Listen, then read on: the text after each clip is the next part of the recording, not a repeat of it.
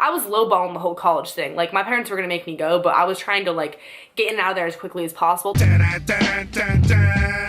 For my high school in Ohio where I graduated, there was a graduation requirement. You had to take a class called Life Management, where they basically taught you how to play it safe. They taught you to check the job market, check the salary when you're picking your major for college. So for me, that was a really big attraction that drew me to community college. This is a way for me to compromise with not only myself, but my parents who really wanted me to go to a 4-year. But I think now they're happy that I didn't because it's way cheaper and my grades are a lot better than they probably would have been if I went straight to a 4-year. To be honest, I think I probably would have dropped out. Don't do what you want to do. Do what you think is going to pay off and you're going to be able to find a stable job with, which I guess it's like, it's smart. It's like good advice. Like, you don't want to pick something that you can never get a job for.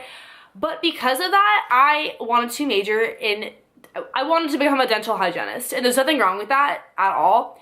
But the reason why I picked that major was, hey, I don't have to work a ton of hours a week. You can do it part-time. Hey, you make decent money for an associate's degree. Hey, there's a lot of available jobs for this.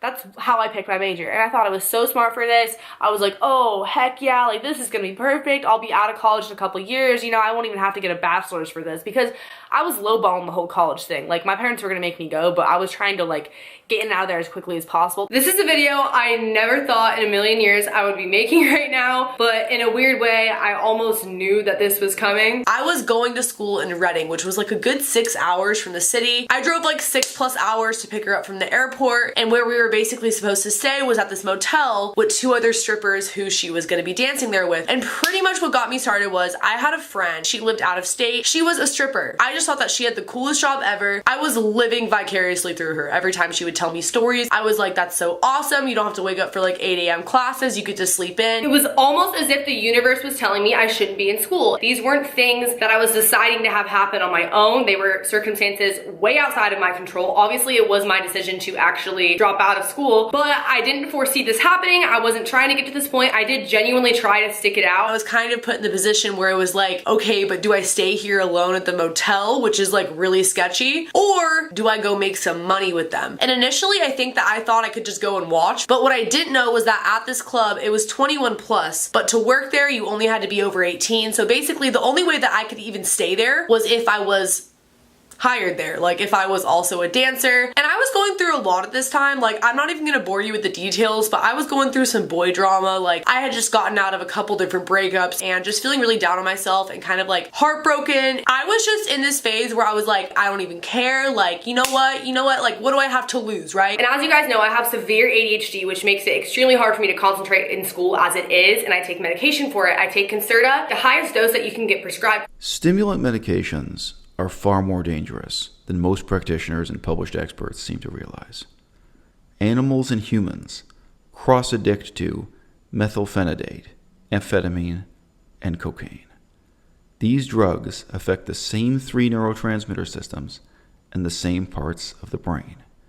It should have been no surprise when Nadine Lambert presented data at the Consensus Development Conference attached, indicating that the prescribed stimulant use in childhood predisposes the individual to cocaine abuse in young adulthood. Furthermore, their addiction and abuse potential is based on the capacity of these drugs to drastically and permanently change brain chemistry. Studies of amphetamine show that short-term clinical doses produce brain cell death. Similar studies of this drug, known as Ritalin and by other trade names, show long-lasting and sometimes permanent changes in the biochemistry of the brain. And as you guys know, I have severe ADHD, which makes it extremely hard for me to concentrate in school as it is, and I take medication for it. I take Concerta, the highest dose that you can get prescribed for that. And with Concerta, you're not really supposed to drink alcohol, mix other substances, that sort of thing, because your heart rate will go crazy. Like, if you don't have ADHD, people will use this recreationally to get high. And everyone kept making fun of me because I was like 19, I had barely drank alcohol, so Long Island iced teas, which get you messed up, and I didn't know that at the time. Also adios. Like, I learned a lot about honestly alcoholic beverages. And I don't mean that from like a drinking standpoint, but like I could be a freaking bartender because I learned so many of the drinks from doing this, and they let you drink at the bar. Like these guys would just be buying me drinks, and the guy that I sat and ate a salad with, I think he ordered me ice cream too. Like I seriously just went down the menu and got whatever I wanted. He handed me $300 for eating with him. And a psychiatrist told me that I have severe anxiety, and she could not believe that I had never been diagnosed with this. It was amazing. The next day we got our nails done, you know, we slept in till like the afternoon, and I had money to blow. Like I had never been in this position before. Like I really could just buy whatever I kind of wanted. So throughout my life, as I mentioned, I've always had ADHD, and I guess a lot of the things that I associated with my ADHD were actually symptoms of anxiety as well. The number of children on these drugs has continued to escalate. A recent study in Virginia indicated that up to 20% of white boys in the 5th grade were receiving stimulant drugs during the day from school officials. Another study from North Carolina showed that 10% of children were receiving stimulant drugs at home or in school. The rates for boys were not disclosed, but probably exceeded 15%. With 53 million children enrolled in school, probably more than 5 million are taking stimulant drugs.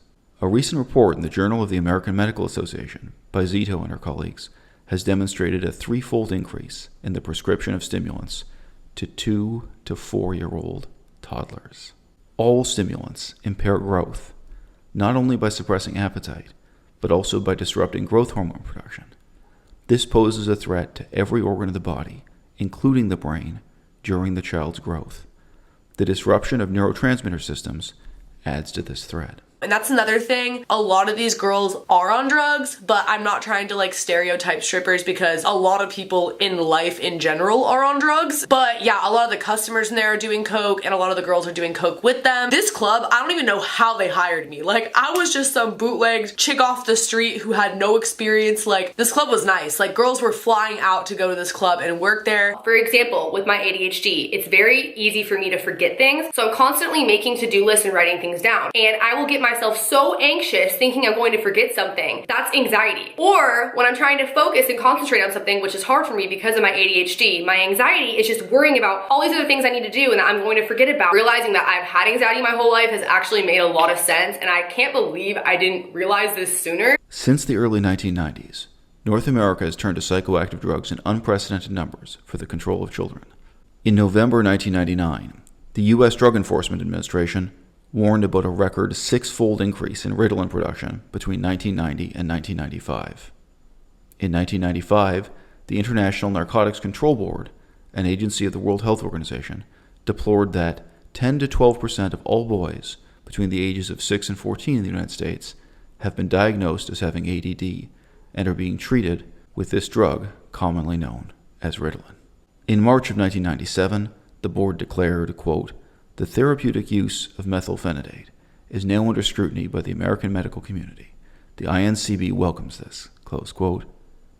The United States uses approximately 90% of the world's Ritalin. My slang is editorial, explicit material, briefcase show, live and stereo flow, feel me.